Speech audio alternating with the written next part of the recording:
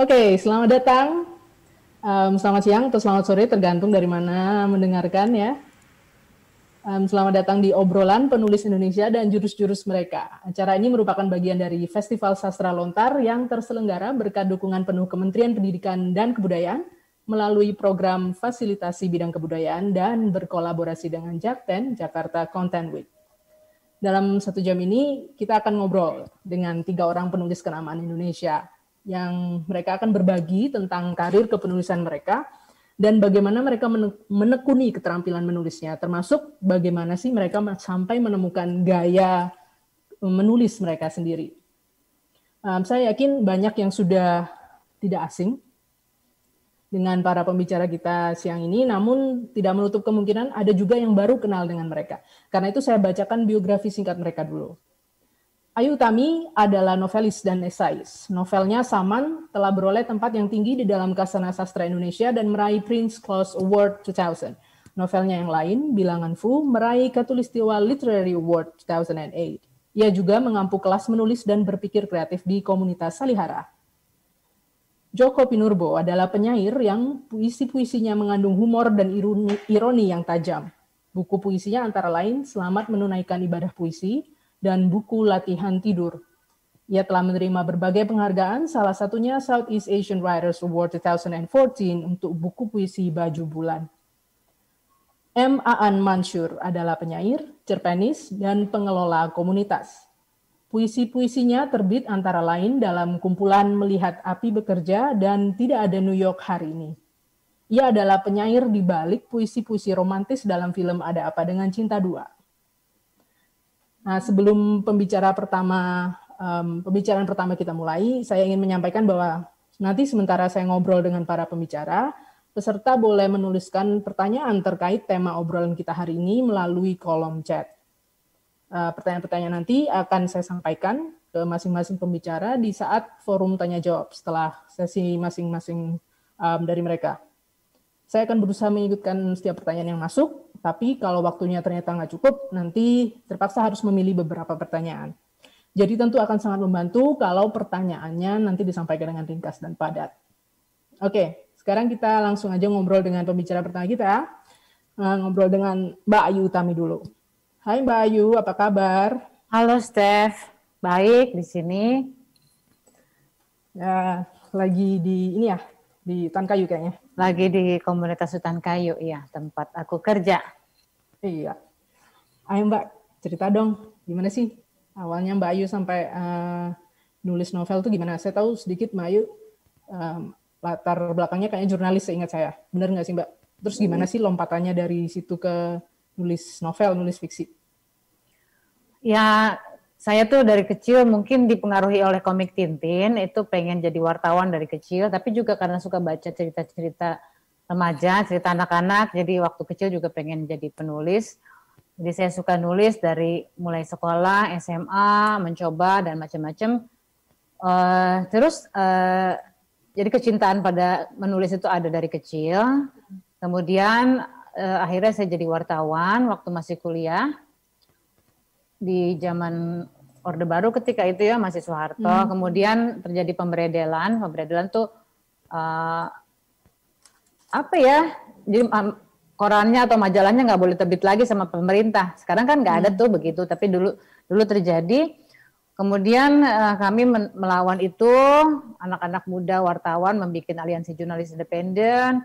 Terus kami malah dianggap organisasi terlarang. Waktu itu kami bikin AJI itu ya, Aliansi Jurnalis Independen, dianggap organisasi terlarang. Terus kami pendirinya tidak boleh lagi bekerja sebagai wartawan. Beberapa teman saya malah masuk penjara, ditangkap. Terus kalau saya cuma dipecat aja, nggak boleh jadi wartawan. Nah ketika itulah ada slogan ketika itu ya, ketika pers dibungkam sastra bicara. Ya jadi karena saya nggak boleh lagi jadi wartawan, terus mau nulis di mana akhirnya ya tentu saja nulis di beberapa media bawah tanah gitu. Tapi saya akhirnya juga punya kesempatan untuk nulis novel, untuk ya menumpahkan apa yang saya pikirkan atau saya rasakan di bawah situasi ketika itu. Gitu deh. Oke Mbak, lumayan ya, lumayan ini juga lumayan seru nih. Mbak, tapi kalau ditanya ada nggak sih penulis entah novelis atau mungkin non fiksi juga kali ya, ada nggak yang mempengaruhi Mbak Ayu dalam kepenulisan nih? Mungkin kalau pengaruh tuh pasti ada, kan kita selalu belajar dari orang lain dan dari bacaan kita ya. Gini, saya tuh sebetulnya tidak lahir dari keluarga yang sangat sastrawi, jadi bacaan saya terhadap novel-novel dunia itu nggak banyak waktu kecil ya. Ya saya bacanya ya gitu-gitu aja, Lima Sekawan, komik gitu. Perkenalan saya dengan dunia sastra itu terjadi belakangan karena itu tidak terasah di rumah. Nah, tapi saya waktu itu kan kita semua pendidikannya religius gitu ya. Jadi saya tuh baca kitab suci. Oke. Saya tuh pembaca kitab suci, saya pembaca Alkitab, tapi saya untungnya membaca Alkitab itu tidak sebagai kitab suci, lebih sebagai kitab cerita aja. Jadi nggak ada bimbingnya gitu, saya liar aja bacanya. Dan itu kitab yang luar biasa sebetulnya sebagai kitab sastra karena saya tanpa sadar gitu. Jadi kan waktu itu bacanya begitu aja waktu kecil. Tapi saya terpapar oleh banyak model penulisan dari situ. Ada yang mitologis, ada yang esai, ada yang laporan biasa, dan di situ ada cerita-cerita erotis segala yang tentu saja menakjubkan buat anak kecil karena kita kalau di gereja nggak akan tuh dibacain yang bagian situ gitu kan. Jadi ada banyak cerita yang menakjubkan, ada yang suasananya erotis, ada juga yang cerita kriminal juga ada ya, kisah mutilasi segala macam. Jadi saya kira tanpa sadar Alkitab tuh memperkenalkan saya pada banyak model penulisan. Dan pelan-pelan saya jadi tahu, oh kalau si ini nulisnya begini gayanya, si itu nulisnya begini, dia sudut pandangnya begini. Jadi banyaknya perspektif itu tanpa sadar masuk ke dalam pikiran saya. Itu nggak sadar ya, waktu kecil kan. Tapi kemudian ketika saya sudah besar dan sudah punya pretensi bersastra, saya kira tulisan waktu itu pretensi bersastra saya awalnya bukan untuk nulis novel justru ya, tapi untuk nulis esai. Dan ketika itu tentu saja esai yang paling berpengaruh pada anak-anak di zaman itu adalah Gunawan Muhammad. Kamu coba aja lihat semua angkatan saya ya, termasuk A.S. Laksana dan segala macam, itu tulisan pertamanya, prosa-prosa esai-esai pertamanya pasti dipengaruhi Gunawan Muhammad. Jadi saya suka bilang bahwa Gunawan itu guru menulis saya yang kedua, atau guru esai saya yang kedua. Yang pertama itu Paulus. Ya, jadi tapi itu kalau prosa tuh Gunawan Muhammad ya. Dan saya ingat waktu saya di Breda tuh saya bikin satu catatan, itu saya niru banget stylenya Mas Gun ketika, jadi saya menceritakan pengalaman saya sebagai anak muda yang idealis ikut mendirikan dan menandatangani deklarasi pendirian Aliansi Jurnalis Independen. Itu kira-kira stylenya itu meniru tulisan Mas Gun ketika menceritakan bagaimana dia sebagai anak muda umur 22 tahun itu ikut menandatangani manifest kebudayaan. Itu stylenya saya pakai betul. Nah, tapi kemudian kan terus kalau untuk novel-novel Indonesia yang lain, saya kira Ahmad Tohari itu yang sangat buat saya mengagumkan karena bisa menghadirkan kembali suatu keindahan alam ya. Buat saya ketika itu Ahmad Tohari sangat berpengaruh. Nah, kemudian tentu saja karena latar belakang saya tadi, saya dari pembacaan kitab suci itu saya tahu bahwa satu kitab tuh bisa punya banyak perspektif.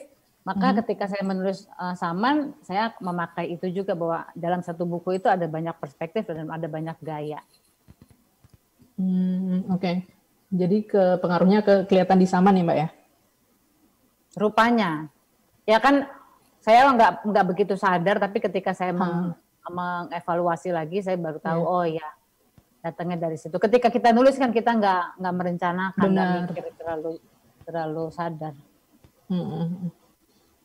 Oke, Terus Mbak, ini kalau kita kan hari ini ngomongin soal kalau istilah di judulnya itu kan jurus-jurus mereka gitu kan, jurus-jurus penulisnya atau gaya menulisnya lah. Kalau Mbak Ayu sendiri untuk mendeskripsikan atau menerangkan gaya penulisan Mbak Ayu itu kayak apa sih Mbak? Gini kalau saya tuh kalau dalam nulis novel, akhirnya kan saya tuh menulis dengan banyak gaya dari awal ya, karena saya tahu bahwa karakternya tuh beda-beda dan setiap karakter tuh punya bahasanya sendiri. Jadi kalau saya, jurus saya tuh adalah masuk ke dalam karakter cerita dan berbicara menurut perspektif dan bahasa mereka. Ya kita harus kayak aktor, jadi sebetulnya kita harus mencoba menjadi orang dan bicara menjadi seseorang dan bicara dengan bahasanya mereka, bukan bahasanya yang saya pakai sehari-hari. Kan misalnya, dan itu orang kadang-kadang nggak ngerti ya. Ketika saya nulis bilangan Fu, ada banyak yang bilang, Ayu sekarang nulisnya nggak puitis lagi, jelek, nggak kayak Saman gitu. Oh, ya. Tapi buat saya, karena si tokoh yang bercerita di dalam bilangan Fu itu, yang namanya Sandi Yuda itu, dia memang bukan orang yang puitis, dia bukan orang yang halus. Kenapa saya harus pakai bahasa yang puitis atau halus? Seperti Laila di Saman misalnya gitu. Jadi buat saya kalau saya pakai bahasa puitis untuk tokoh Sandi Yuda ya saya berbohong aja. Saya cuma mau nyeneng-nyenengin orang yang pengen puisi.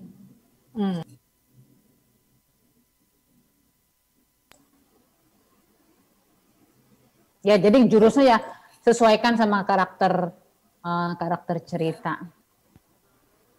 Oke. Mbak Ayu masih bisa dengar saya? Yes, masih. Oke, soalnya ini kayaknya entah ada kendala teknis atau apa. Oke, jadi yang Mbak Ayu lakukan itu lebih ke, yang kali ini karakternya siapa gitu kan, yang bercerita dan ya voice dari karakter itu yang dimunculkan gitu ya Mbak Ayu?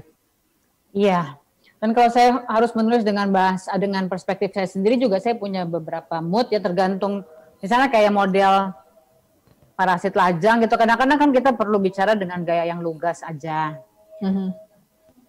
Dan mungkin ketika kita memang sedang mau ceritain sesuatu yang permukaan, yang lugas, tapi kadang-kadang kita perlu masuk ke dalam wilayah yang lebih subtle, dan di situ memang membutuhkan bahasa yang lebih subtle juga. Jadi ya tergantung kebutuhannya lah. Saya itu kan ngajar juga, jadi saya selalu bilang nggak ada bahasa yang pada dirinya sendiri lebih bagus daripada yang lain.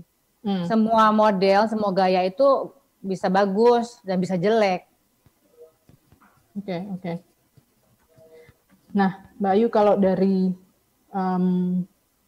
antara esai nih sama novel sama fiksi, itu kalau bagi Mbak Ayu sendiri, memang dua-duanya kayaknya punya keistimewaan sendiri, tapi Mbak Ayu lebih enjoy yang mana sih? Kalau novel itu kan saya bisa menjadi tokoh lain ya. Jadi ya kesenangannya adalah saya mencoba menjadi bukan diri saya. Tapi kalau esai biasanya kan saya menulis dari perspektif saya, pendapat saya, opini saya, pengalaman saya. Jadi ya esai saya itu terkunci oleh pengalaman-pengalaman dan pendapat-pendapat saya sendiri. Oke, jadi asiknya di situ ya. Bisa jadi orang lain, bisa voice-nya juga beda. Tapi kalau essay lebih ke apa yang dialami sendiri. Oke. Sebentar, ini saya masih nunggu dari panitia. Oke. Yang pertanyaan buat Mbak Ayu, apakah sudah ada yang masuk nih? Saya cek dulu ya.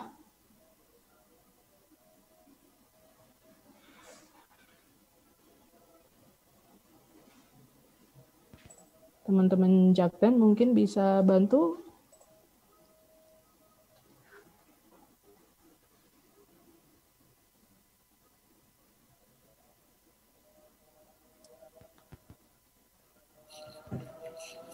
Oke.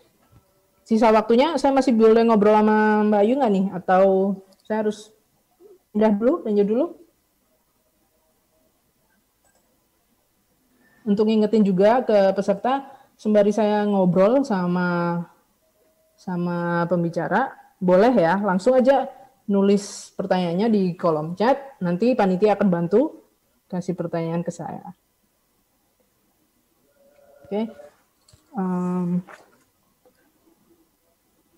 Bayu, kalau kita ke ini dulu deh. Sambil nunggu pertanyaan ya Mbak Ayu, saya ke Mas Aan dulu ya, Mbak. Ntar balik lagi deh. Halo Mas Aan, apa kabar? Halo. Baik. Cuman lagi hujan nih di Makassar, mudah-mudahan suaranya nggak begitu mengganggu. Oh, oke. Orang kita. Ya, memang ini ya udah di situ berarti udah sore ya Mas ya kayaknya sekarang. Ya, udah sore, benar. Oke. Mas Aan jadi pengelola komunitas juga ya di situ? Benar, ya. Ini lagi di ruang baca kami nih, komunitas kami. Oke. Nah, Mas Aan, kita balik ke tema nih. Ceritain dikit dong. Awalnya Mas Aan nulis itu apa sih yang mendorong Mas Aan nulis, atau ceritanya kayak apa? Kenapa Mas Aan tertarik untuk nulis puisi gitu?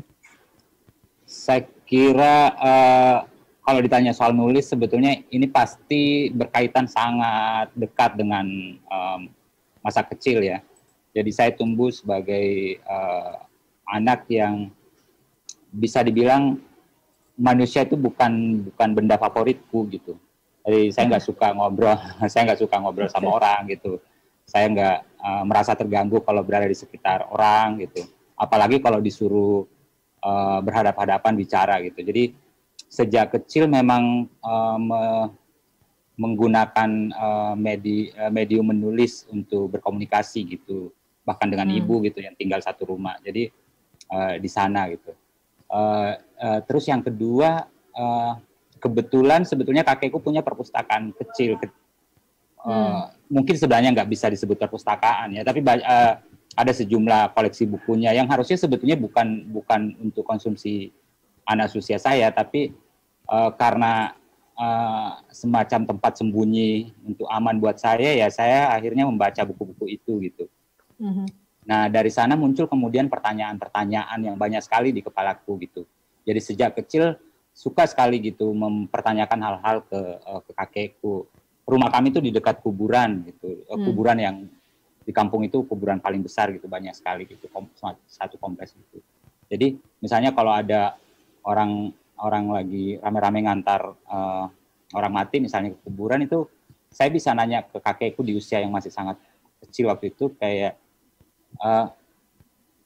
apakah orang-orang tuh sebetulnya mencintai kematian atau tidak sih, gitu. Atau apakah kematian itu juga cinta sama dirinya sendiri gitu, atau benci kak sih, gitu. Jadi pertanyaan-pertanyaan itu. Nah, kakekku tuh nggak pernah menjawab sebetulnya. Hampir semua pertanyaanku tuh diminta supaya saya cari sendiri gitu. Jadi pertanyaan-pertanyaan itu tumbuh mengganggu saya lama. Nah, yang ketiga, saya tumbuh dalam bahasa sehari-hari, bahasa Bugis ya. Jadi bahasa Indonesia itu sebetulnya bahasa asing. Saya baru pelajari ketika masuk sekolah gitu. Nah, perbenturan tegangan bahasa ibu dan bahasa Indonesia itu ternyata memberikan efek tertentu buatku gitu. Kenapa ya bahasa Indonesianya kok beda gitu kalau diterjemahkan dengan bahasa Bugis gitu. Nah, tegangan-tegangan bahasa itu yang membuat saya memang sejak kecil senang sekali bermain-main, untuk tidak mengatakan memikirkan bahasa, saya bermain-main dengan bahasa gitu, mempertanyakan bahasa gitu.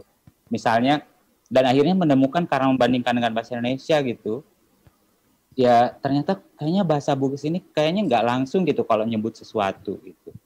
Kayak misalnya suatu hari saya pernah tanya ke kakekku, kenapa kalau dalam bahasa Indonesia orang menyebutnya tengah malam, tapi kalau dalam bahasa Bugis dia bilang, kira-kira kalau diterjemahkan dalam bahasa Indonesia, malam yang dalam gitu. Jadi saya membayangkan bentuknya beda sekali gitu. Ada satu bicara soal kedalaman, ada satu seperti ruang aja gitu yang ada di tengah-tengah. Nah, itu yang membuat saya awalnya membaca. Jadi perpaduan tiga hal itu, karakter saya yang memang nggak suka manusia, terus pertanyaan yang banyak sekali mengganggu saya, lalu kemudian tegangan bahasa. Nah, ketiga itu ketika saya masuk SMP, masuk pesantren pada mulanya berbenturan dengan bahasa yang lain lagi gitu, bahasa Arab gitu, bahasa Inggris, kemudian bahasa Indonesia tersingkir lagi gitu. Tapi hanya beberapa lama kemudian pindah, dan saya ingat di kelas 2 gitu saya ketemu buku tipis Subagio Sastrowardoyo di perpustakaan sekolah, judulnya Simfoni 2, dan saya merasa kayak ini ada orang yang juga ternyata senang sekali mempertanyakan hal-hal gitu. Jadi makanya kalau dibilang yang membuat benar-benar saya merasa kayak jatuh cinta sama puisi itu ya sajak-sajak Subagio di tahun-tahun awal saya tumbuh remaja gitu. Karena saya merasa dia memahami saya sebagai orang yang suka sekali mempertanyakan hal-hal yang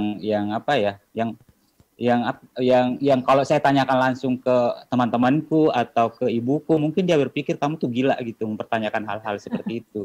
Gitu. Nah, di sana kemudian saya mulai belajar gitu membaca karya-karya itu. Kira-kira sebetulnya secara ringkas itu yang membuat saya kemudian memasuki dunia bernama puisi ini.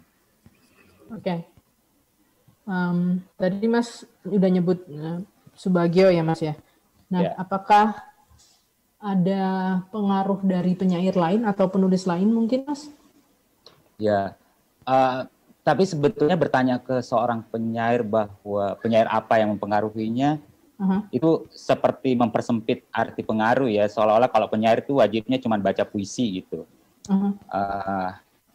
Ya, tapi kalau kita mau secara spesifik nanya soal penyair, ya, yang paling pertama memang Subagio gitu. Nah, itu membuat saya meminta guru. Kebetulan yang menjaga perpustakaan itu selalu di SMP, SMA itu selalu guru sastra. Jadi saya minta kalau saya lagi suka Subagio, saya minta dia mencarikan semua bukunya Subagio gitu.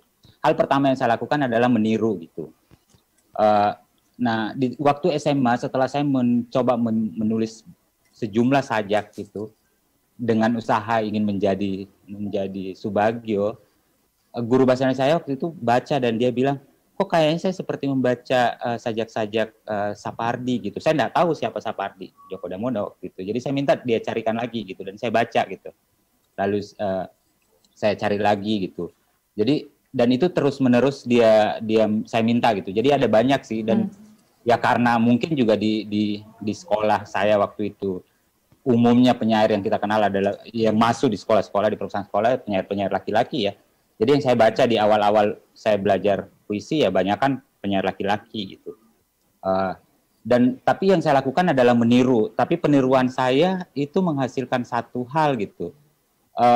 Kesimpulan bahwa hanya Subagio yang akhirnya memang bisa jadi Subagio gitu. Saya nggak bisa jadi Subagio. Hanya Sapardi yang bisa jadi Sapardi. Dengan kesadaran tadi bahwa kami ini tumbuh dengan latar budaya, dengan latar bahasa ibu yang berbeda sekali, itu membentuk berbeda gitu. Dan itu terus-menerus kemudian baca Djoko Pinurbo, saya baca kok kayaknya ada sajak yang lucu, tapi saya nggak bisa selucu itu gitu.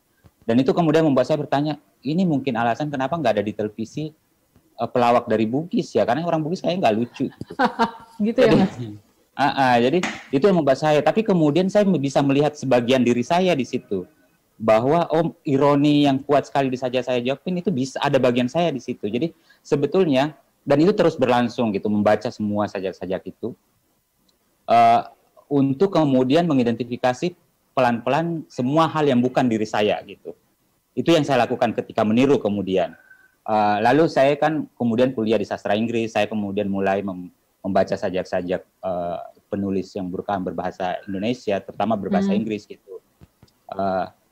Nah, itu membawa saya ke dunia yang lain lagi gitu, bahwa ternyata kalau tadi tegangannya cuma 2 bahasa, nih sekarang jadi 3 bahasa gitu, cara bahasa berpikir saya yang Bugis, bahasa saya yang saya pakai menulis bahasa Indonesia, tapi saya mengkonsumsi lagi nih bahasa yang lain lagi, bahasa yang lebih asing lagi gitu. Nah, itu tegangannya. Tapi kalau dibilang pengaruh, sebetulnya semakin ke sini tuh juga saya mulai punya kesadaran yang berbeda lagi gitu, bahwa kayaknya saya tidak perlu terlalu terobsesi sama masa lalu gitu, dalam pengertian bahwa saya harus mencari semua penyair-penyair yang dianggap penyair-penyair terkuat di zaman masa lalu, karena itu bisa saya kehilangan masa depan saya sebagai penyair. Dalam artian kayak misalnya saya baca penyair Chairil Anwar misalnya, saya suka sekali Chairil Anwar. Tapi kemudian saya sadari betul bahwa lidah saya nggak sesuai dengan lidah ibu saya nggak sesuai dengan bahasa Chairil Anwar gitu. Sehingga bagi saya kemudian berpikir saya harusnya membaca lebih banyak dari yang luar untuk menemukan kepingan-kepingan yang bukan diri saya dan diri saya di penyair-penyair. Belakangan saya menyukai banyak penyair perempuan. Misalnya Wisława Szymborska, saya suka Adrienne Rich gitu. Terus saya misalnya terpengaruh besar dengan sajak-sajak Naomi Shihab-Nye gitu. Belakangan yang jauh lebih kontemporer, misalnya saya banyak membaca sajak-sajak penyair kulit hitam seperti Jericho Brown atau Dane Smith gitu-gitu. Untuk melihat bahwa karena ini selalu, kalau pertanyaan itu tadi kan sebetulnya buatku itu pertanyaan tentang bahasa gitu. Dengan begitu banyak tegangan di bahasa di dalam diriku, itu harus mencari sesuatu yang bisa menantangnya sekaligus bisa memberinya ruang untuk terbuka gitu, untuk bisa dialami lebih banyak orang gitu. Karena buatku sebetulnya pekerjaan pertama penyair itu dalam pengalamanku adalah menerjemahkan gitu. Karena semua hal ketika saya memandang dunia nih, bahasa yang saya pakai memikirkannya sebenarnya bahasa yang saya pakai melihatnya itu bahasa Bugis gitu. Tapi saya dengan kesadaran berbahasa Indonesia, jadi yang pertama saya lakukan sebetulnya menerjemahkannya. Misalnya contoh ya tadi, kalau saya menulis di puisiku Malam yang Dalam untuk menyebut tengah malam, itu bukan karena permainan aliterasi misalnya bahwa ada permainan bunyi di situ, tapi itu memang penerjemahan mentah-mentah dari bahasa Bugis yang jadi ada konsep yang berbeda dengan alam pikir bahasa Indonesia di situ. Saya percaya betul bahwa tegangan seperti itu mungkin jadi jalan yang membuat saya, kalau misalnya orang bisa lihat gaya saya sekarang, itu salah satu jalan utama saya sampai ke situ gitu, saya kira. Jadi dari tegangan-tegangan bahasa tadi ya Mas ya, jadi bisa diolah untuk menjadi sesuatu yang ternyata menarik untuk para pecinta puisi sekarang kayaknya seperti itu, jadi sesuatu yang berbicara gitu kali. Saya percaya betul, saya tidak tahu ya dengan bahasa lokal yang lain ya di Indonesia, tapi misalnya dengan beberapa bahasa lokal yang saya kenal gitu, terutamanya Bugis, saya melihat bahasa ibu saya itu sangat konkret untuk tidak bilang metaforik gitu. Sementara saya memandang bahasa Indonesia itu sangat konseptual gitu. Jadi dia menyampaikan konsep gitu. Jadi ketika misalnya ya contoh apa ya, kalau misalnya kayak mendengar dalam bahasa Indonesia itu kan semacam konsep ya tentang satu kegiatan. Tapi kalau saya terjemahkan dari bahasa Bugis, itu mendengar itu kira-kira kayak suara misalnya kalau saya mendengarmu, suaramu menyentuh telingaku. Jadi ada adegan yang real gitu. Jadi tegangan seperti itu. Tapi tegangan itu menjadi lebih kompleks sekarang karena dalam diriku bukan lagi hanya cuma ada bahasa Indonesia dan bahasa Bugis. Sekarang juga ada bahasa asing lain nih bahasa Inggris. Saya kebetulan alumni sastra Inggris gitu. Jadi dan sekarang lebih banyak mengkonsumsi puisi-puisi berbahasa Inggris juga gitu. Jadi ada 3 orang yang terus-menerus bertikai dalam diriku sebelum memutuskan menulis A atau B gitu dalam puisi gitu. Oke. Jadi prosesnya sampai segitunya ya Mas ya? Iya. Oke, coba saya cek dulu ada pertanyaan kah yang sudah masuk khususnya untuk Mas Aan mungkin, karena kita lagi di sesi Mas Aan.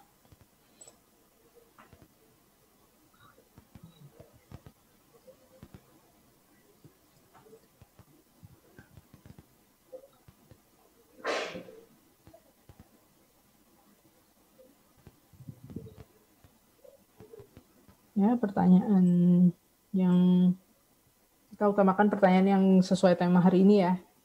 Ngobrolin tentang gaya penulisan ketiga tokoh ini. Oke, Mas Aan, ini ada pertanyaan dari Sarah. Dalam menulis buku Tidak Ada New York hari ini, hal-hal apa saja yang Mas Aan lakukan untuk menjadi atau menulis untuk Rangga? Itu pertanyaannya, Mas. Ya, Ini satu siasat yang berbeda yang saya lakukan selama ini ya. Kalau tadi Mbak Ayu sudah bilang kayak berakting, sebetulnya memang yang saya lakukan salah satu yang paling utama adalah berakting gitu.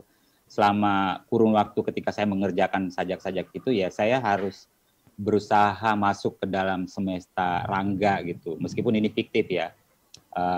Jadi misalnya saya menonton membaca skrip AADC pertama gitu. Lalu saya juga membaca skrip AADC 2 lalu membayangkan apa yang terjadi dengan Rangga di antara keduanya. Jadi sajak-sajak itu sebetulnya mengisi ruang yang ada di tengahnya gitu. Kompleksitasnya banyak karena pertama saya harus membayangkan semua sajak itu ditulis di rentang waktu yang sebetulnya tidak sama dengan waktu saya menuliskannya. Jadi saya harus membayangkan ada sajak yang ditulis tahun 2002 gitu. Ada yang dibayangkan ditulis 2005 dan seterusnya gitu. Lalu saya harus bikin semacam timeline nih untuk perkembangan karakter Rangga sendiri. Di tahun 2002 itu Rangga tuh selepas SMA tuh dia membaca buku apa saja, penyair apa saja yang mempengaruhi dia. Ya, saya baca itu gitu. Nah, kalau kita baca di Tidak Ada New York hari ini, misalnya ada sajak yang kental pengaruh Hairil gitu. Terus ada sajak yang misalnya di ekstrim yang lain, misalnya ada sajak-sajak yang sangat kuat dengan pengaruh-pengaruh, misalnya penyair kontemporer Amerika misalnya, itu. Nah hal-hal seperti itu. Jadi saya masuk ke dunia semacam itu gitu. Jadi sederhananya sebetulnya kayak saya harus memenggal kepalaku, harus mengkhianati bahasaku untuk masuk ke dalam kepalanya Rangga, lalu mencoba menggunakan perspektif, masuk ke dalam kompleksitas gagasan dan emosinya gitu ketika menulis itu. Itu tidak mudah. Pertama saya nggak pernah ke New York. Saya harus meminta bantuan sejumlah orang di New York, misalnya street photographer. Saya harus bayangkan karena Rangga juga suka motret gitu, dan memberi saya landscape gitu. Saya harus membaca sejumlah buku tentang penulis-penulis migran gitu. Jadi penulis-penulis misalnya yang datang dari negara-negara yang kemudian tinggal dan menulis di New York gitu. Bagaimana sih secara psikologis misalnya hidup dalam dunia seperti itu. Dan ya itu yang saya lakukan untuk kemudian menghasilkan itu. Yang lain di buku itu sebenarnya ada 31 sajak, tapi saya menulis lebih banyak dari itu karena saya juga membayangkan harus menyeleksi gitu sedemikian rupa gitu. Singkatnya kira-kira gitulah. Oke. Ya ini menarik sih, seperti yang tadi diomongin Mbak Ayu yang soal siapa karakternya dan bagaimana menyelami karakter itu sebelum bisa menyuarakan apa yang dia mau suarakan gitu kan. Kalau mungkin di teater itu kita sebutnya kayak character analysis itu. Jadi bikin karakternya itu seperti apa sih persisnya gitu. Oke, mungkin satu pertanyaan lagi sebelum saya ke Mas Jopin ya sebentar lagi. Oke, satu pertanyaan ini dari ini ada dari Alfian. Saya pilih ke pertanyaan yang kedua dari Alfian. Bagaimana mengatasi rasa ketidakpuasan dalam proses penyuntingan? Gimana nih Mas Aan? Kalau puisinya disunting misalnya, terus mungkin nggak ngerasa puas atau nggak ngerasa pas dengan itu gimana Mas? Saya nggak banyak berganti editor ya. Jadi penyunting saya tuh beberapa tahun terakhir ini yang sama gitu. Tapi saya juga ya Mbak Siska. Dengan Mbak Siska itu bukan dalam pengertian editor yang cuma nyoret-nyoret gitu. Jadi bahkan misalnya gini, buku saya yang akan terbit ini itu mulai dari gagasannya saya sudah diskusikan dengan editorku gitu. Bahwa saya mau bikin gini, ini hal pertanyaan-pertanyaan besar yang mengganggu saya berapa tahun belakangan ini, dan saya mau bikin satu kumpulan puisi seperti ini.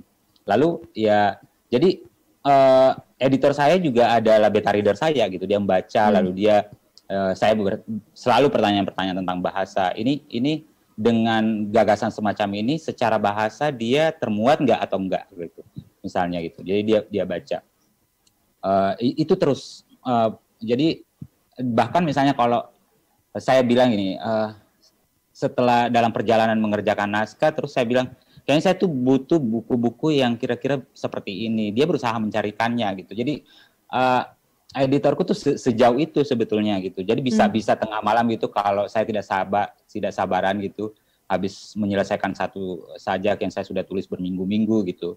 Lalu saya kirim untuk bisa secepatnya menunggu responsnya gitu, dia bisa lakukan gitu. Terus dia bilang kayaknya ini sajaknya secara ini nggak mewakili gagasanmu ya, ini terlalu terlalu bla bla bla, sementara kita maunya yang kayak gini-gini. Jadi editorku seperti itu, bukan bahwa naskah jadi terus kemudian dia baru baca setelah jadi. Kalau di editorku nggak seperti itu. Jadi kami tuh benar-benar menjadi teman diskusi gitu, teman bahkan merancang satu naskah bareng-bareng gitu, dan dia juga jadi pembaca gitu. Yang lain bahkan setelah naskah jadi kita tuh mikirin misalnya desainnya kayak gimana, nyusunnya kayak gimana, ini kayak nyusun track-track di album misalnya dimulai dari mana, dibikin bab apa enggak nih, kayak gitu-gitu. Jadi makanya lebih sering saya menyebut buku-buku yang kami kerjakan ya buku kami gitu, karena memang dia punya peran yang besar gitu. Ketimbang seolah-olah bahwa itu hanya lahir dari saya, enggak sih sebetulnya. Jadi hampir seperti kolaborator gitu ya Mas ya? Iya benar. Jadi sejauh ini saya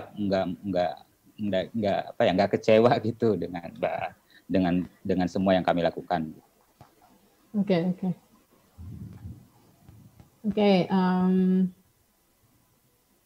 Kalau boleh ini ada satu pertanyaan buat Mbak Ayu. Kayaknya saya kesana dulu ya, ke Mbak Ayu dulu deh. Tunggu bentar lagi ya, Mas Jovin. Mbak Ayu, ini ada pertanyaan tentang bilangan fusi. Dia bilangnya dari Yasmin. Ini pertanyaan dari Yasmin. Dalam bilangan Fu ada banyak perumpamaan yang digunakan untuk merujuk seksualitas. Kalau tidak salah, ada istilah marsupilia atau sejenisnya. Entah mengapa si karakter terbaca sangat misoginis ketika menarasikan hal tersebut. Nah, mengapa Mbak Ayu menciptakan penokohan yang sangat maskulin, dalam tanda kutip maskulin begini? Nah, gimana nih Mbak Ayu? Ya kan memang ada di dunia ini orang yang maskulin. Jadi kan saya tidak menciptakan tokoh yang ideal.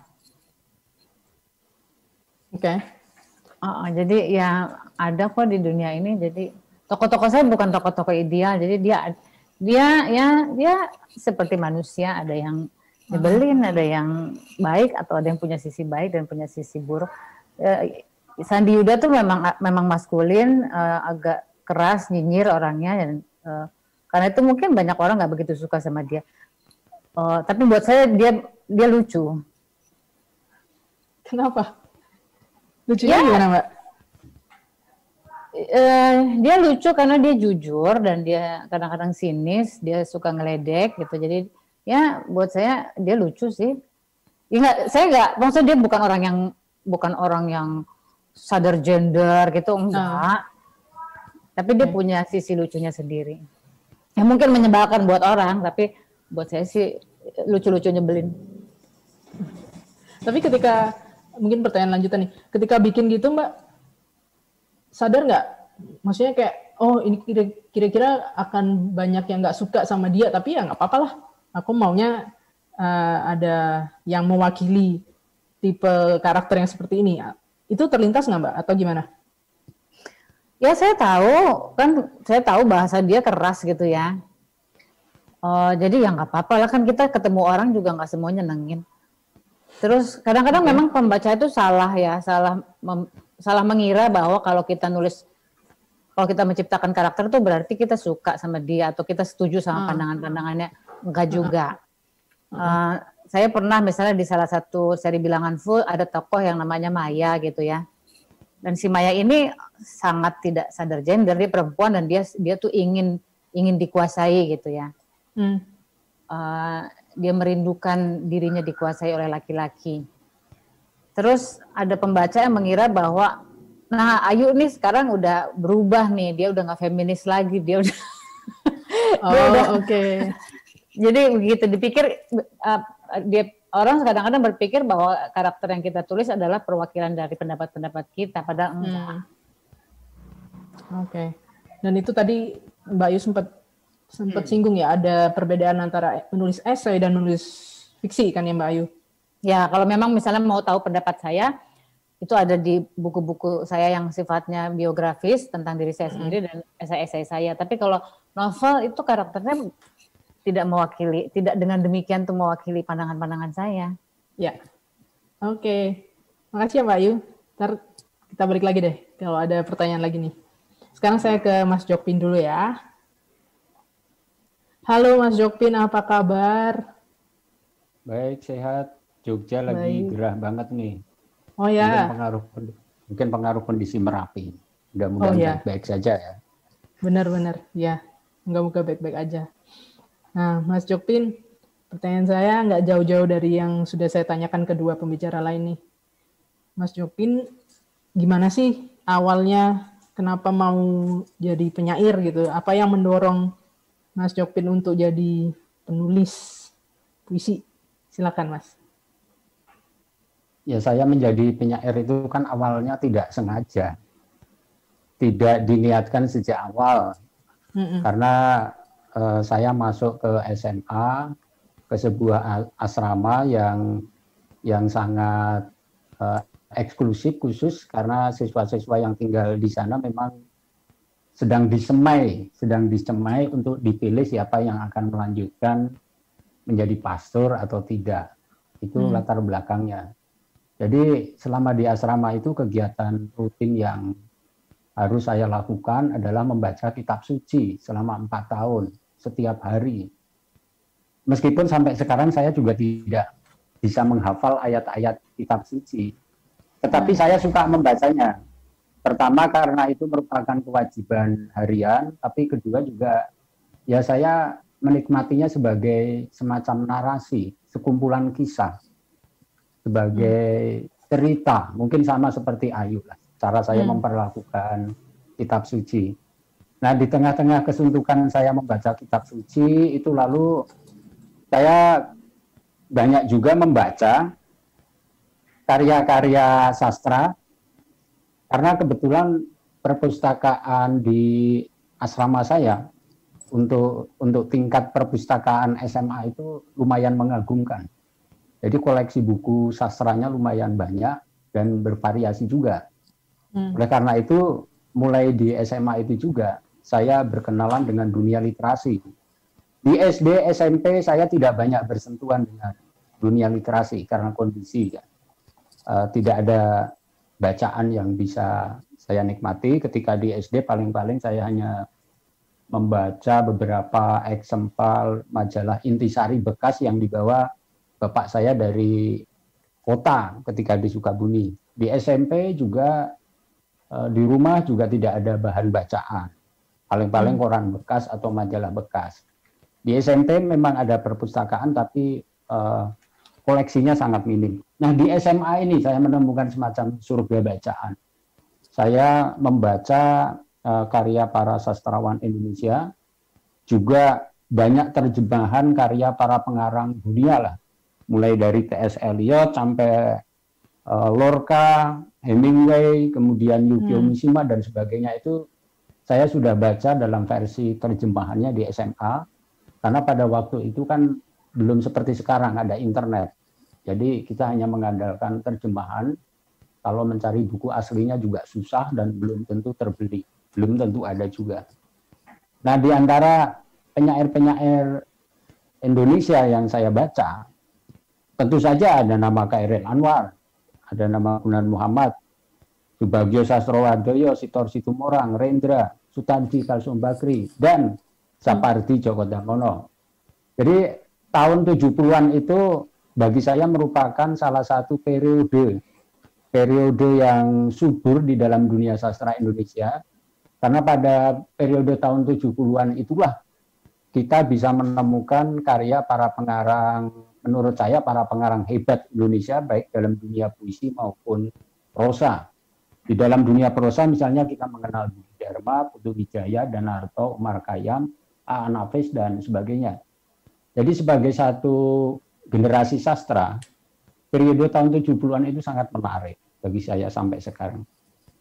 Nah, di antara penyair-penyair, pengarang-pengarang, entah itu pengarang puisi maupun prosa yang banyak saya baca, yang betul-betul mulai menumbuhkan keinginan saya untuk menulis puisi itu Sapardi Djoko Damono. Sebetulnya awalnya hanya satu puisi dia, yaitu judulnya Prolog. Mengapa puisi Prolog itu membuat saya ingin menulis puisi? puisi prolog ini saya baca di tengah saya membaca kitab suci. Kemudian di dalam puisi prolog kan ada baris pertamanya itu masih terdengar sampai di sini dukamu abadi. Nah, saya sangat sangat terpikat dengan baris puisi itu karena mu-nya di situ M-nya M besar. Juga ada sinestesia yang mengejutkan, duka terdengar dan abadi sampai sekarang. Nah, bagi saya yang setiap hari membaca kitab suci, saya bisa dengan mudah menghayati puisi ini. Siapa yang dimaksudmu di situ? Karena di dalam puisi itu ada kata Golgota. Jadi saya membayangkan ya dukamu itu ya duka Kristus yang disalib itu yang masih menggema sampai sekarang, masih menggema dalam sejarah manusia. Nah, sejak saat itulah berbagai ingatan saya mengenai bacaan kitab suci itu terus mengendap dan secara tidak sadar mungkin menjadi sumber tema bagi penulisan puisi saya sampai sekarang. Itu ya, jadi awalnya saya karena puisi Dukamu Abadi. Meskipun saya sudah membaca puisi Khairil, Sitor, Subagio, Gunawan, Sutarji, dan lain-lain, tetapi waktu itu kan saya tidak berkonsentrasi ingin menjadi penyair sebetulnya. Tetapi karena puisi Dukamu Abadi itu lalu saya mulai terpukau dengan permainan kata, permainan bahasa dalam puisi. Nah, memang sudah banyak penyair juga yang menulis tentang Kristus. Ada Khairil Anwar, Subagio Sastroharjoyo, Sitor juga. Tetapi dari semuanya yang paling menggema yaitu tadi baris masih terdengar sampai di sini, Dukamu Abadi. Jadi awalnya itu ya. Nah, setelah itu saya selama belasan tahun belajar menulis puisi, mencoba berbagai teknik dan gaya, dan merasa sering gagal juga, sering capek dan frustrasi juga, karena saya berada di tengah dunia sastra yang sedang dihuni oleh para penyair yang pada waktu itu menurut saya sedang mencapai puncak kejayaannya pada umur 30-an sampai 40-an. Nah, sementara saya baru bisa menerbitkan buku puisi perdana saya Celana itu pada tahun 99, usia saya sudah 37 tahun. Pada usia yang sama, penyair-penyair pendahulu saya sudah mencapai puncak. Dan penyair-penyair sekarang pun banyak di usia itu sudah melakukan pencapaian yang menurut saya juga luar biasa dibanding saya pada usia yang sama. Nah, kalau ditanya karya siapa yang kemudian mempengaruhi saya untuk mengembangkan gaya penulisan puisi saya baru mendapatkan gambaran mengenai gaya penulisan puisi saya itu dari 3 buku puisi Sapardi Djoko Damono, yaitu Mata Pisau, Akuarium, dan Perahu Kertas. Saya mempelajari secara khusus ketiga buku itu, karena ketiga kumpulan puisi itu memberi saya wawasan bahwa ternyata puisi bisa dibuat dengan gaya naratif, cerita, dengan bahasa yang lebih cair, meskipun puisi-puisi naratif Pak Sapardi yang serupa cerita mini itu masih syarat dengan suasana liris. Tentu saya tidak bisa begitu saja mengadopsi gaya dan format puisi Sapardi ke dalam puisi saya, karena ada beberapa perbedaan yang sifatnya juga mendasar. Misalnya, imaji-imaji, citraan-citraan dalam puisi Sapardi itu pada umumnya berasal dari lingkungan alam. Sedangkan diksi, citraan dalam puisi-puisi saya itu dari peristiwa dan objek hidup sehari-hari, sebagian juga dari unsur-unsur budaya populer. Jadi lingkungan imajinya berbeda. Lalu yang kedua, bahasa puisi Sapardi itu kan sangat lembut, sangat santun. Sementara gaya berpuisi saya mungkin lebih uraan, lebih banal, dan lebih beling. Nah, dari mana saya mengembangkan gaya berpuisi saya ya sampai sekarang itu? Ada satu buku yang sangat inspiratif, mungkin juga bisa dikatakan sangat berpengaruh bagi saya, yaitu bukunya Anthony de Mello, judulnya Burung Berkicau. Sebetulnya buku inilah yang bisa dipakai untuk membaca untuk membaca gaya perpuisian saya seperti ini. Kalau membaca karya Anthony de Mello itu akan terlihat bahwa saya cukup banyak mengolah cara dan gaya Anthony de Mello mengembangkan narasi-narasinya. Meskipun karya Anthony de Mello bukan puisi ya, itu renungan spiritual. Atau kalau saya menggunakan istilahnya Ayu Utami itu, Anthony de Mello itu kan pengen mengembangkan spiritualisme kritis di dalam tulisan-tulisannya. Dan ada dua hal yang saya kembangkan dari Anthony de Mello. Pertama, Anthony de Mello itu di dalam tulisan-tulisannya mengarahkan pembaca bukan hanya sebagai pembaca, tetapi juga sebagai tokoh dari cerita-ceritanya. Nah, itu juga yang saya kembangkan. Kemudian yang kedua, kisah-kisah yang digubah oleh Anthony de Mello itu merupakan alegori. Oleh karena itu teknik alegori ini juga yang banyak saya kembangkan dalam puisi-puisi saya. Jadi cerita atau narasi, meskipun di dalamnya masih ada suasana liris, lalu dikembangkan menjadi semacam alegori. Dan alegori ini kan sebetulnya bersumber dari kitab suci. Nah, tadi Ayu menyebut kitab suci banyak perjanjian lama, saya sebetulnya lebih memberi perhatian khusus pada perjanjian baru, khususnya bagian surat-surat Paulus. Surat-surat Paulus itu sangat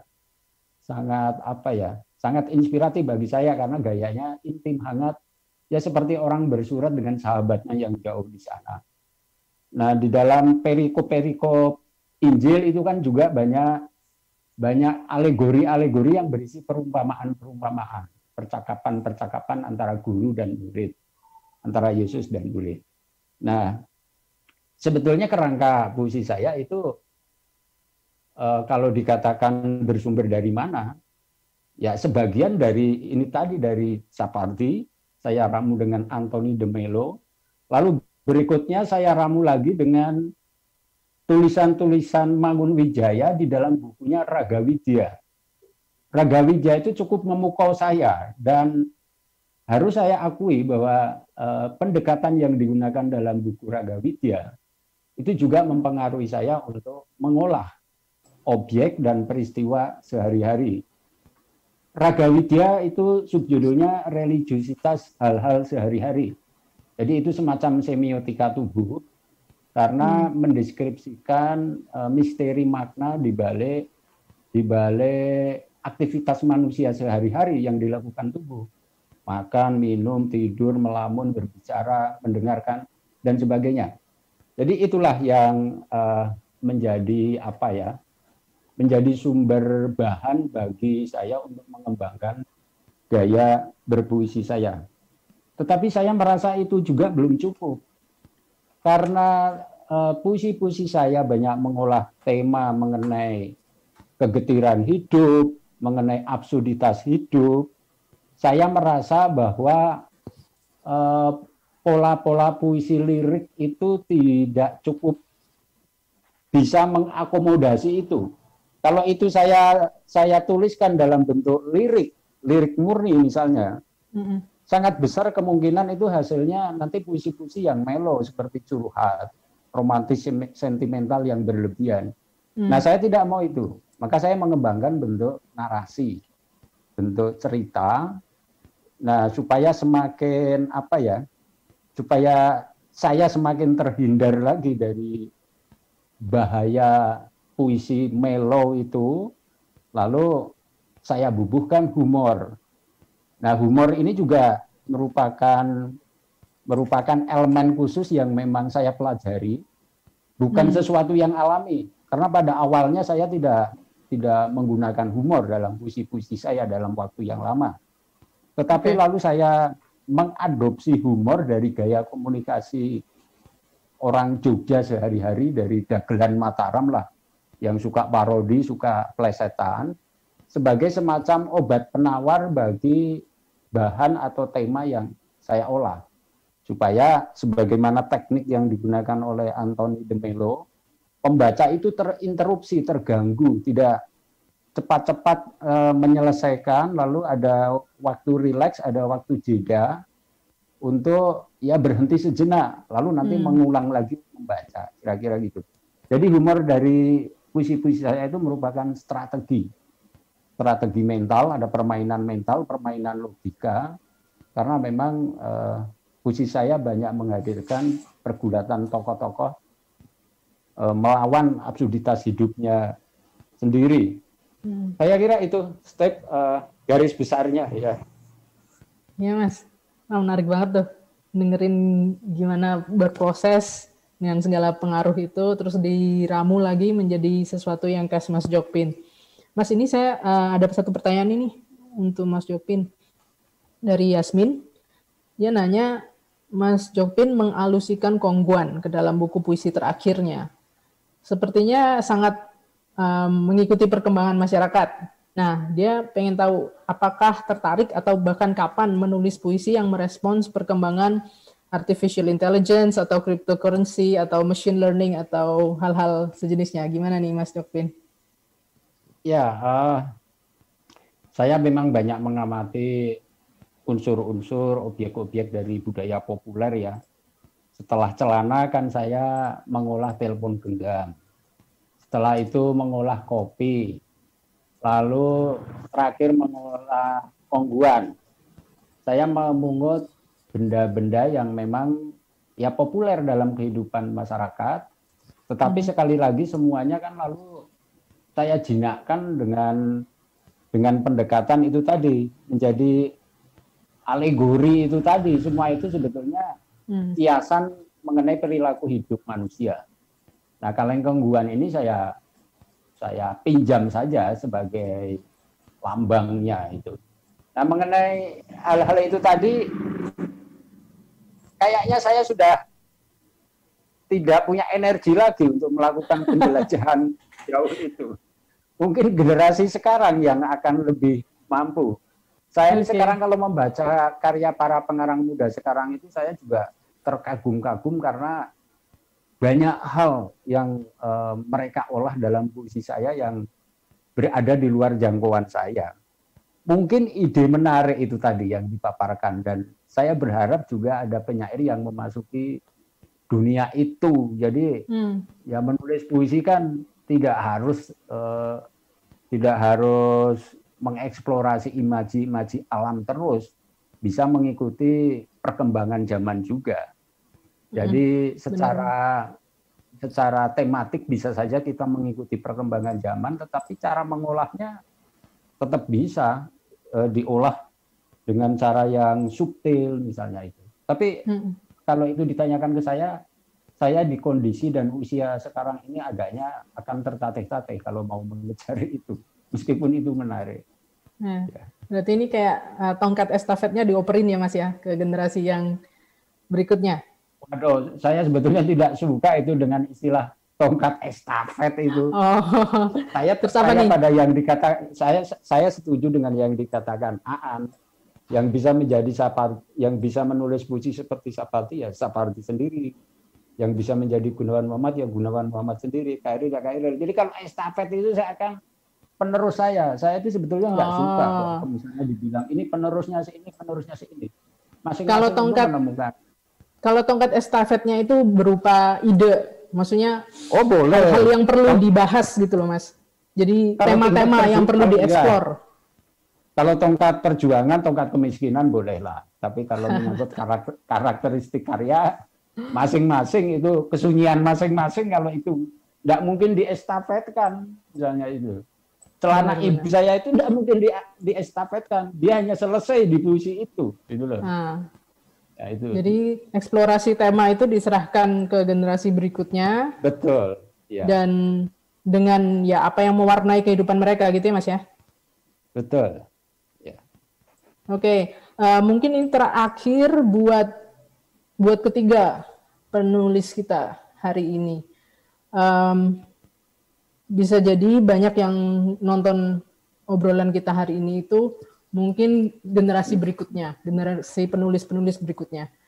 Mungkin ada sedikit aja sih yang bisa disampaikan ke mereka, gimana sih untuk mencari gaya masing-masing untuk menemukan gaya kepenulisan mereka nantinya, itu ada tips atau mungkin pesan dari Mbak Ayu, Mas Aan, dan Mas Jokpin? Mau siapa duluan? Terserah nih. Ya boleh, saya duluan.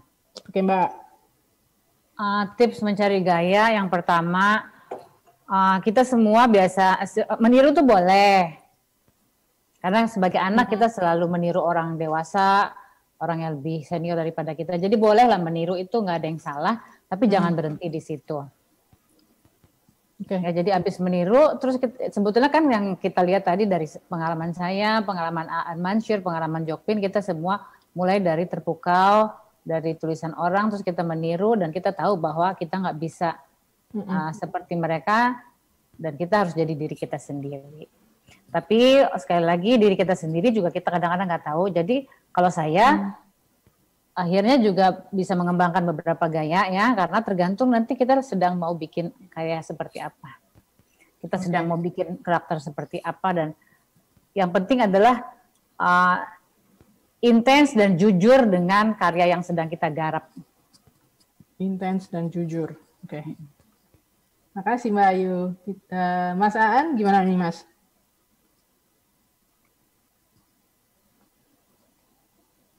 Oh, belum di unmute. Udah, nih sekarang udah. Pertama karena sebagai penyair saya harus bilang bahwa tidak semua orang harus jadi penyair gitu. Tidak semua orang harus jadi penulis. Oke. Jadi yang pertama, yang kedua saya kira tentu saja penting untuk belajar sebanyak mungkin perbendaharaan keahlian dalam menulis ya. Kalau misalnya nulis puisi, melihat sebanyak mungkin gitu, mencoba sebanyak mungkin gitu. Tapi juga kalau tadi dalam pengalamanku ya itu sangat tergantung juga ke persoalan pengetahuan kita tentang hal di luar keterampilan menulis ya gitu. Jadi posisi seperti apa yang kita mau ambil dalam dunia kepenyairan misalnya itu juga sangat tergantung sama cara kita memandang banyak hal di luar puisi gitu. Jadi tidak harus melulu dalam urusan puisi gitu. Itu yang kedua. Yang ketiga, menulis puisi berarti bersiap mengalami pertanyaan-pertanyaan tentang bahasa gitu. Ini mungkin agak yang berbedanya dengan fiksi gitu. Meskipun saya juga nulis fiksi. Misalnya di fiksi kita mengalami cerita, mengalami narasi, tapi di dalam tentu saja juga mengalami bahasa di sana, tapi terutama dalam puisi adalah pengalaman tentang bahasa gitu, dan ini bukan hal yang mudah menurutku gitu.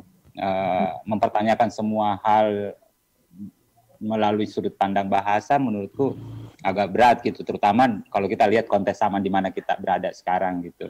Ada begitu banyak hal yang bahasa mesti reclaim karena belum lagi kalau berpikir tumbuh seperti saya yang terbelah-belah dirinya karena dalam urusan bahasa ini tadi. Yang terakhir ya seperti yang saya bilang tadi, saya selalu karena seringkali kalau kita di dunia puisi selalu semacam ada keharusan untuk belajar dari yang dulu. Tapi kalau saya jangan terlalu terobsesi sama masa lalu gitu. Karena itu seringkali membuat kita kehilangan masa depan gitu. Kehilangan masa kini bahkan juga gitu. Jadi seperti yang saya bilang tadi, kita sebagai orang yang membaca banyak puisi pendahulu, Hairil Anwar bagus gitu. Tapi ya saya harus mengecapnya dan itu ternyata nggak cocok dengan lidahku gitu. Jadi coba sebanyak mungkin untuk paham, dan itu bisa jadi ada di puisi-puisi di zaman kita sendiri gitu. Atau kalau kita berbicara perpuisi Indonesia, jangan memenjarakan diri dengan hanya membaca penyair-penyair Indonesia gitu. Karena ya pertumbuhan kalau kita ngomong puisi dunia, ya sebetulnya itu berkembang seiring dengan bahasa Inggris tumbuh sebagai bahasa global gitu. Jadi sebenarnya bahasa Indonesia juga, puisi Indonesia juga sudah banyak sekali dipengaruhi oleh terjemahan puisi-puisi dari luar gitu. Jadi ya hal-hal seperti itu saya kira menurutku yang penting. Ya, menarik banget. Ini kita udah kayaknya harus buru-buru nyudahin. Tapi saya masih mau dengar dari Mas Jokpin. Mas, saran atau tips Mas gimana biar jadi menemukan gaya sendiri? Prinsipnya sama sih. Jadi pertama-tama yang saya alami ya, pertama-tama saya terus terang meniru-niru gaya para penyair yang karyanya saya baca. Saya meniru gaya KRL, Sapardi, Gunawan, Rendra, itu semua saya pelajari teknik dan gayanya, bahkan saya tiru. Tetapi pada akhirnya kan merasa gaya orang lain itu ya tidak cocok untuk saya. Saya harus menemukan sendiri gaya yang nyaman bagi saya. Sebetulnya sih penulisnya sendiri yang merasakan gaya macam apa yang nyaman bagi dia. Nah, saya baru bisa menemukan gaya yang nyaman dan cocok untuk saya ya pada pertengahan tahun 90-an setelah saya lari ke sana kemari mencoba ini itu, lalu ketemu Anthony de Melo, ketemu gaya humor Jogja, ketemu bukunya Romo Mangun, baru saya mempunyai tambahan wawasan lah. Kalau saya hanya mengandalkan dunia puisi Indonesia, belum tentu saya bisa menulis puisi seperti sekarang ini. Dan inspirasi untuk gaya tidak harus juga dari puisi, bisa dari apapun. Saya bahkan suka mendengarkan dagelan Mataram, saya suka membaca prosa, bahkan mungkin lebih banyak prosa yang mempengaruhi gaya puisi saya, seperti cerpen-cerpen Budi Dharma dan semacam. Saya kira itu. Ya, jadi intinya memperlebar wawasan ya, kayaknya dari apa yang disampaikan Mas Aan, Mbak Ayu, tadi juga sama Mas Jokbin. Terus diperluas wawasannya, karena itu akan memperkaya, dan tentunya meniru itu nggak apa-apa karena belajarnya dari meniru, tapi jangan berhenti di situ, gitu ya. Jadi terus mencari apa sih identitas atau gaya penulis masing-masing nantinya. Terima kasih banyak Mbak Ayu, Mas Jokbin, sama Mas Aan, dan tentunya buat para peserta yang udah ngikutin dari tadi. Dan saya mau ngingetin bahwa hari ini adalah hari pertama dari Festival Sastra Lontar, jadi masih banyak sesi menarik lainnya sampai penutupan acara di hari Minggu nanti.